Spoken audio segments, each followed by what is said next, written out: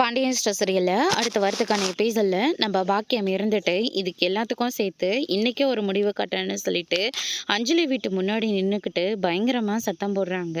அடியே அஞ்சலி, வெளியே வாடி, உனக்கெல்லாம் எவ்வளோ தைரியம் இருந்தால் உனக்கு போகிறதுக்கு வேறு ஆளையே கிடைக்கலையா? என் வீட்டு மாப்பிள்ளை தான் உனக்கு கிடைச்சாரா அப்படின்னு சொல்லிட்டு எல்லாரும் முன்னாடியும் பயங்கரமாக சத்தம் போட்டு அஞ்சலியை கேவலமாக பேசிக்கிட்டு இருக்காங்க. ஊரே சுற்றி நின்று வேடிக்கை பார்த்துட்டு இருக்காங்க. அதுக்கடுத்து தான் பார்த்தீங்கன்னா இந்த விஷயம் தெரிஞ்சுக்கிட்ட நம்ம சரவணன் இருந்துட்டு நேராக மயிலோட வீட்டுக்கு போயிட்டு பயங்கரமாக சட்டம் போட்டுட்டு இருக்காங்க. பிரச்சனை எனக்கும் உங்களுக்கு மட்டும்தான், ஆனால் அதை விட்டுட்டு அஞ்சலி வீட்டுக்கு போயிட்டு அஞ்சலியை பற்றி பேச உங்களுக்கெல்லாம் முதல்ல என்ன தகுதி இருக்குது அப்படின்னு சொல்லிட்டு பேசிக்கிட்டு இருக்காங்க. நீ பண்ணுறதெல்லாம் ரொம்ப ஓவராக பண்ணிக்கிட்டு இருக்க, அதனால தான் கட்டின பொண்டாட்டியை உன்னால் ஒழுங்காக வச்சு காப்பாற்ற முடியல, இதில் நீ அவளுக்கு சப்போர்ட் பண்ணிட்டு இங்கே வந்துட்டியா அப்படின்ற மாதிரி சொல்லிடுறாங்க.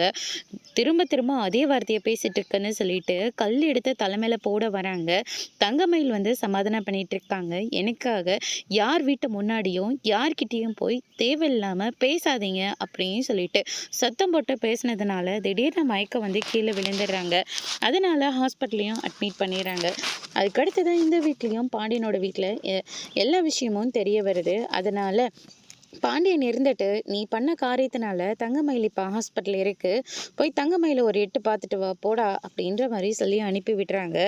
சரவணும் மயிலை பார்க்கறதுக்காக ஹாஸ்பிட்டலுக்கு போகிறாங்க. அதோட இன்னைக்கான ப்ரமோ முடிச்சிருக்காங்க.